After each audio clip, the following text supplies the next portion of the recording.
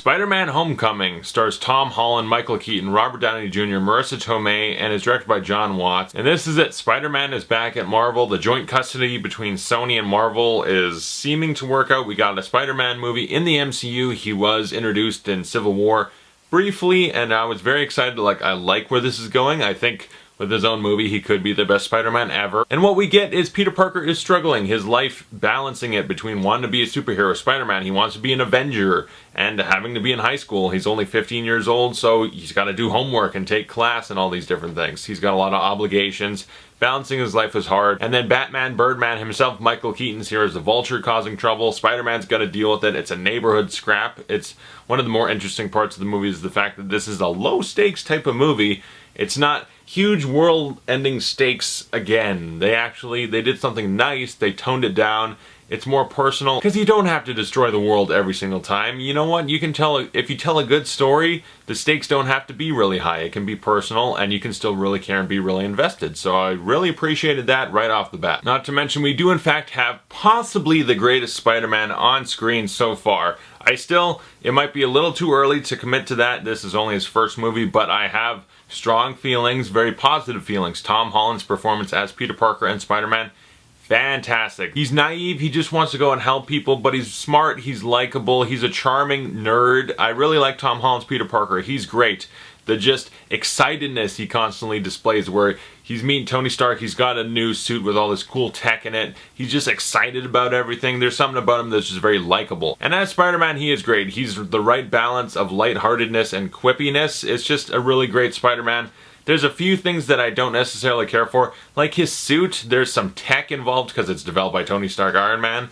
So there's some issues there where I feel like they give him too much tech to assist him where it feels like he's almost RoboCop. It's a little too easy for him. He's got so much tech at his disposal, but that is a part of the movie that gets addressed, so it's something they were trying to do intentionally. They intentionally knew this is too much for Spider-Man. He should generally just be shooting webs and stuff. He doesn't need a billion different web combinations built into his suit. But oh well, because it's a great Spider-Man and Peter Parker. Tom Holland's fantastic. The portrayal, like what they're doing with the Spider-Man character, I have a little bit of an issue because they aren't, this is very light spoilers for the movie. It's not spoiling anything. It's addressing what isn't in the movie, and that's the fact that Uncle Ben is not mentioned. We don't get the origin. No spider that bites him. Nothing. It's mentioned that he was bit by a spider, and he says a line like, "Oh, Aunt May's going through a lot right now." But as someone who knows, okay, I get it. That means Uncle Ben. But I'm saying that's not good storytelling to very lightly, vaguely wink at the audience like, we know, we're in on it, we know what's going on. A lot of people aren't gonna. There's gonna be kids that this is their first Spider-Man movie, they don't get it, and eventually they find out later, oh, you mean his Uncle Ben was shot to death in front of him, and that gave him a complex of guilt and responsibility, and that made him want to be a hero? That's all missing. That's bad storytelling. I'm just saying for what it is, that's bad storytelling. I get if they don't address it in Civil War because that's just introducing the character, but not doing it here, it just feels weird, like this is a Spider-Man movie, but you're missing something that makes him Spider-Man. This is like his second movie. His origin story's already been told, and we're just jumping into the sequel or something. It's weird. It's really weird. It feels like they intentionally want to make a very different Spider-Man movie, different emphasis, a lot of the high school stuff, a lot more humor, and not a whole lot of stuff we might have seen before, like the origin, or world-ending stakes, or him swinging through the city triumphantly. Like, there's even jokes about that. They're doing a lot of things differently in a way that I can appreciate, if not get a little upset about with the origin thing. I get it. People don't want the origins every time. Sometimes it's important, though, for decent storytelling. But enough about that. Let's talk about Birdman himself, Michael Keaton. Yes, he was Batman, he was Birdman, now he's Birdman again. And he's good. Michael Keaton is really good. As a MCU villain, how does he fare up? Like, there's very few that are actually good or interesting or actually developed to make them anything, really. And I'd say he's one of the better ones by default because they actually do give him something. At first, I was like, okay, his motivations are fine. He's a decent villain, and it's Michael Keaton, so it's a great performance because Michael Keaton is awesome, always.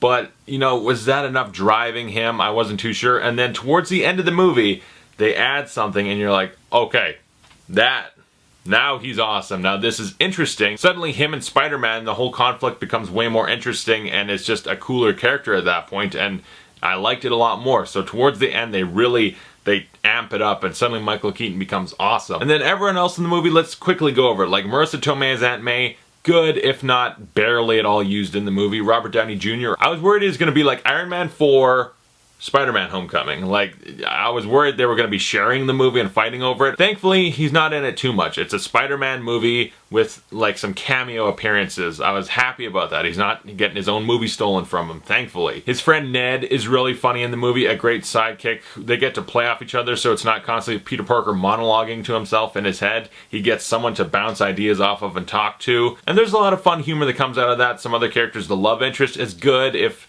kind of just whatever, really. She's good, though. But then there's something about the movie some people might really dislike or might not give a crap about. Me, personally, I was like, okay, it's different, whatever. The movie has a habit of taking things you know and changing it just kind of because they can. And, alright, you know this? Well, flip it on its head. Like Flash Thompson, for instance, you know, the jock bully character is now Tony Revolori from the Grand Budapest Hotel. Okay, that's a totally different version of that character, and they just change it because they can. I don't mind. Like, there's certain characters, they're going in totally new directions, but I don't mind because I'm trusting it's still going to be good. And I'm curious to see where they go with certain characters, because, like, aside from the Vulture, there are some other villains in this, to not spoil who it is. With, like, they're B-rate-ish villains to begin with, and so I'm fine if they're kind of whatever. But overall, everyone's giving good performances of mostly well-used, integrated, interesting characters anyway. And yeah, the movie, it's a lot about Peter Parker and his high school. So him, his buddy Ned, Flash Thompson the bully, the love interest. It's a big high school story. And going in, there was hype like, oh, it's going to be like a John Hughes movie. I don't think that's necessarily true. I didn't feel like I was watching The Breakfast Club. But it's good. It's fun. It's very enjoyable. It's one of the funnier MCU movies.